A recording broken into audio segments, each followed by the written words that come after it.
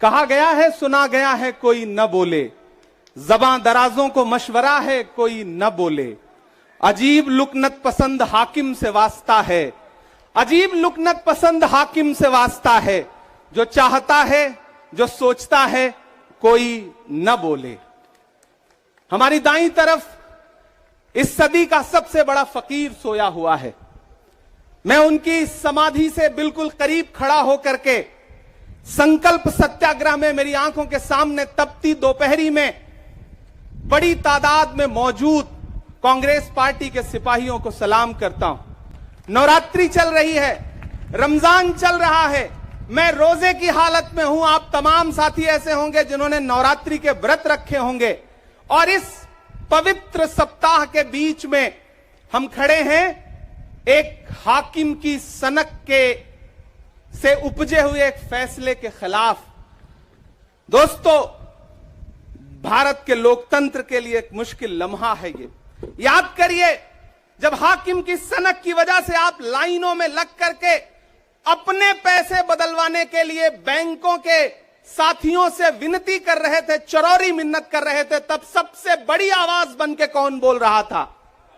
राहुल गांधी। नतीजा क्या निकला?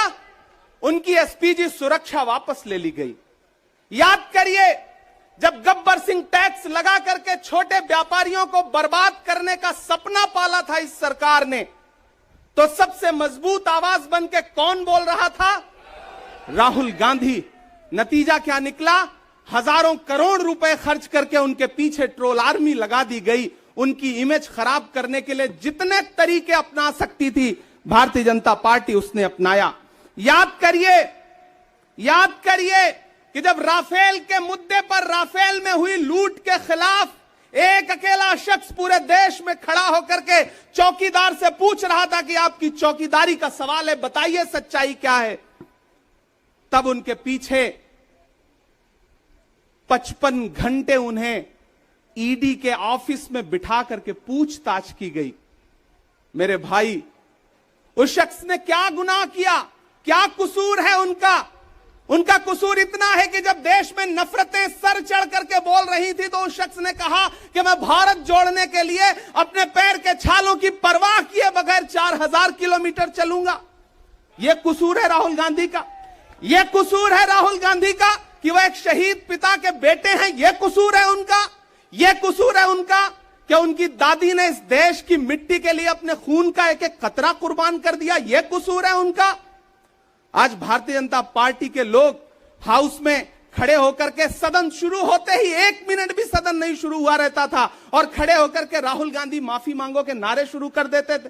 किस बात की माफी? क्योंकि वो भारत जोड़ रहे हैं, वो लोकतंत्र को बचाने की बात कर रहे हैं। अरे भाजपाइयों, माफी तो आपको मांगनी चाहिए। 15 लाख के झूठे जुमले के लिए माफी मांगो, बढ़ती हुई महंगाई के लिए माफी मांगो, अच्छे दिन के झूठे वादों के लिए माफी मांगो, लोकतंत्र को कुचलने के लिए माफी मांगो, महंगाई के खिलाफ माफी मांगो, 400 का सिलेंडर 1100 रुपए करने के लिए माफी मांगो, 58 रुपए का पेट्रोल 100 रुपए का करने के लिए माफी मांगो, हिंदू को मुसलमान से लड़ाने के लिए माफी मांगो, सिख को ईसाई से लड़ाने के लिए माफी मांगो। माफी तो तुम मांगो। और अगर तुम ये कहते हो कि राहुल गांधी ने विदेश में जाकर के भारत का अपमान किया, तो प्रधानमंत्री जी, मैं आपसे पूछना चाहता हूं कि जब दोहा में, शंघाई में, कैलिफोर्निया में, अमेरिका में खड़े होकर के आप कह रहे थे कि भारत तो सपेरों का देश है, भारत में पैदा होना तो पाप है, प्रधानमंत्री जी, माफी तो आपको मांगनी चाहिए। मैं आज प्रियंका दीदी को सुन रहा था, मेरी आंखों में आंसू थे उनका भाषण सुन करके। पिछले कुछ हफ्तों में 2 बार मेरी पलकें नम हुई। पहली बार तब हुई जब हम संसद भवन से तमाम सांसद निकल रहे थे और एकाएक हमने सीपीपी ऑफिस में देखा कि राहुल गांधी जी को 2 साल की सजा दे दी गई। उन लम्हों में मेरी आंख में आंसू थे। मैं शायर हूं तो मैं भावुक हूं, शायद इसलिए मेरी आंखें नम हो जाती हैं ऐसे लम्हों में। आज जब प्रियंका जी बोल रही थी तो मैं उन्हें सुनकर के भी मैं नम हो गया। यह जुल्म है कि जुल्म को कहता हूं साफ जुल्म। यह जुल्म है कि जुल्म को कहता हूं साफ जुल्म। क्या जुल्म कर रहा हूं? मुझे मार दीजिए। जो जख्म बांटते हैं उन्हें जीस्त पे है हक। मैं फूल बांटता हूं, मुझे मार दीजिए। फिर उसके बाद हिंदुस्तान वालों, फिर उसके बाद शहर में नाचेगा हू का शोर, फिर उसके बाद शहर में नाचेगा हू का शोर। मैं आखिरी सदा हूं, मुझे मार दीजिए। मेरे भाई, इस देश के लोकतंत्र को बचाने के लिए जो सबसे बड़ी आवाज है इस देश के, उसको मारने की, उसको कुचलने की जो कोशिश है, उसके खिलाफ आपको खड़ा तो होना पड़ेगा, आपको बोलना तो पड़ेगा। मैं कभी कभी सोचता हूं कि जब मैं कभी समाधि पर जाऊं तो क्या मुंह दिखाऊंगा महात्मा गांधी को, मैं क्या मुंह दिखाऊंगा राजीव जी को, हम क्या मुंह दिखाएंगे इंदिरा जी को, क्या उनके वारिस के साथ, उनके घर के चश्मो चिराग के साथ इस तरह की अपमानजनक बातें की जा रही हैं और देश खामोश बैठा है। सवाल आपसे है, सवाल यहां बैठे हुए लोगों से नहीं है, सवाल आपसे है जो आप कांग्रेस की मोहब्बत में यहां आए हुए। मैं आपको सलाम करता हूं, मैं जानता हूं आप राहुल गांधी जी से मोहब्बत करते हैं, कांग्रेस पार्टी से मोहब्बत करते हैं, प्रियंका जी के सम्मान में आए हुए हैं, खड़गे साहब के सम्मान में आए हुए हैं, मैं जानता हूं, वरना इस तपती दोपहरी में व्रत रख के, रोजा रख करके कौन परेशान होने के लिए आता। आपको मोहब्बत है पार्टी से, लेकिन नया पाने की चाहत में पुराना छूट जाता है। तुझे अपनाऊं तो मुझसे जमाना रूठ जाता है। मोहब्बत पढ़ने लिखने में बहुत आसान है, लेकिन मोहब्बत को निभाने में पसीना छूट जाता है। मैं जानता हूं कि आप पसीने के बीच भी, आप तपती दोपहरी के बीच भी यहां बैठे हैं। क्यों?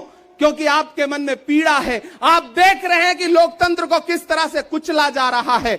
मेरे भाई, ये एक मुश्किल वक्त है। मैं इस मंच पर खड़ा होकर के, गांधी समाधि के इस मंच पर खड़ा होकर के पूरे देश का आह्वान करता हूं कि अब समय राहुल गांधी के सत्याग्रह का नहीं है। अब राहुल गांधी जी से आगे बढ़ करके देश के एक एक व्यक्ति के ऊपर बात आ गई है। एक ऐसी आवाज जो आपके लिए संसद में बोल रही थी, कसूर क्या था? उन्होंने प्रधानमंत्री जी के भ्रष्टाचारी मित्रों के खिलाफ आवाज उठाई। उन्होंने पूछा कि 20,000 करोड़ रुपया कहां से आया अडानी की कंपनियों में। उन्होंने पूछा कि नीरव मोदी ने, ललित मोदी ने, मेहुल चौकसी ने जो इस देश को लूटा है, उसका जवाब प्रधानमंत्री जी को देना पड़ेगा।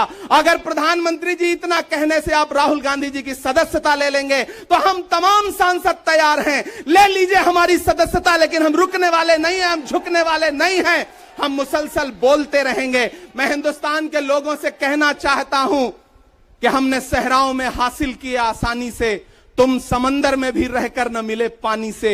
ये सियासत के दिए सबके हवाले न करो, मुल्क बिक जाता है एक शख्स की नादानी से। इस शख्स की नादानी से देश बिक रहा है, लोकतंत्र मटिया मेट हो रहा है, संविधान को कुचला जा रहा है। और वो आखिरी सदा जो 7 फरवरी को गूंजी थी पार्लियामेंट में, उसको भी खामोश करने के लिए उसे संसद से निकाल दिया गया है। मैं देश से कहना चाहता हूं कि उन्होंने राहुल गांधी जी को संसद से निकाल दिया है। देश सुने इस बात को कि नरेंद्र मोदी जी और उनकी सरकार ने साम दाम दंड भेद इस्तेमाल करके राहुल गांधी को संसद से निकाल दिया है। अब देश के ऊपर फैसला है, उन्होंने संसद से निकाला है। देश के लोगों, राहुल गांधी को अपने दिल में रखो, अपने दिल में बिठाओ, निकलो पूरे देश में, करो सत्याग्रह। देखते हैं इस हुकूमत की तानाशाही में कितनी ताकत है। अगर कांग्रेस का एक एक कार्यकर्ता जो अपने घरों पर कहीं बैठा हुआ है, मैं उससे भी आह्वान कर रहा हूं कि राहुल गांधी से बढ़ करके ये मसला इस देश के लोकतंत्र तक आ गया है, इसे बचाइए। और राहुल जी शायद अपने घर पर होंगे, यहां हम हजारों की तादाद में उनको समर्थन देने के लिए जुटे हैं। मैं तो बस इतना कह रहा हूं कि मेरे भाई, आपको एक बात समझनी है, और वो ये है कि इस मुश्किल वक्त में हमें राहुल जी से ये कहना है कि लहू में भीगे तमाम मौसम गवाही देंगे कि तुम खड़े थे। एक आखिरी नज्म सुना करके मैं आपसे विदा लूंगा कि लहू में भीगे तमाम मौसम गवाही देंगे कि तुम खड़े थे। शहर का सूरज गवाही देगा कि जब अंधेरों की कोख से निकलने वाले ये सोचते थे कि कोई जुगनू बचा नहीं है, तो तुम खड़े थे, तुम खड़े थे। तुम्हारी आंखों के ताकचों में जलती मशालों ने नई मनाजिल हमें दिखाई।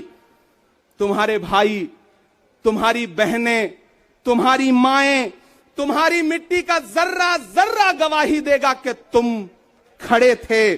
हमारी धरती के जिस्म से जब हवस के मारे ये सोचते थे कि सियाह जोंकों की तरह चिमटे तो तुम खड़े थे।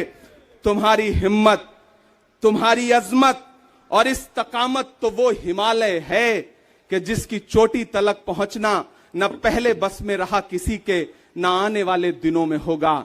सो आने वाली तमाम नस्लें गवाही देंगी कि तुम खड़े थे, कि तुम खड़े थे। हम तमाम लोग, मैंने कहा ना बहुत सारे लोग यहां व्रत रख करके आए हुए हैं, मैं रोजे से हूं। हम तमाम लोग इस देश के लोकतंत्र को बचाने के लिए राहुल गांधी जी के साथ अलल ऐलान खड़े हैं, खड़े रहेंगे और एक एक सांस तक उनके साथ खड़े रहेंगे। ये हमारा राहुल गांधी जी से वादा है।